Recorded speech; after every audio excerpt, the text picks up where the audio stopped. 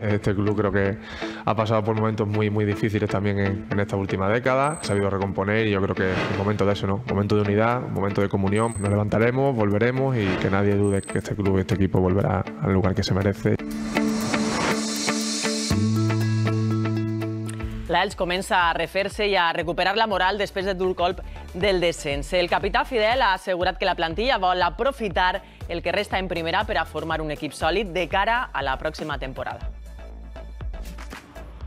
Queden 5 jornades perquè l'Elx diga adeu a la categoria. L'equip vol disfrutar del que queda. Tenemos que seguir mejorando para intentar mantener esas buenas cosas o esos buenos mimbres que estamos demostrando ahora mismo durante más tiempo de cara al año que viene. La presència en l'entrenament d'ahir de més de 2.000 escolars ha sigut un estímul per a la plantilla. Lo que te transmiten los niños es algo inexplicable, es algo único, que se echan de menos este tipo de iniciativas, muy bonito y reconfortable para ellos y para nosotros. El capità de l'Elx referma que Becassese és l'entrenador idoni per a la pròxima campanya. Es un acierto traer al míster en el momento que se tiene de cara al año que viene. Estoy convencido de que conseguiremos cosas importantes, que seremos protagonistas, ¿no? Creo que viene con una energía tremenda. Fidel té un any més de contracte. Els altres dos més veterans de l'Elx, Verdú i Hossan, acaben esta temporada. El cariño que le tengo con Sa, que es mi compañero de habitación desde hace muchísimo tiempo. Me dice, he pasado más tiempo esta semana contigo que con mi mujer, y es verdad. Son jugadores muy importantes, han sido, y si están, lo serán. Fidel ja pensa en un Elx molt potent per a la pròxima temporada. Partimos con la ventaja esta de poder empezar a preparar el proyecto ya y tenemos que llegar muy fuerte al inicio, ¿no? Yo creo que es vital.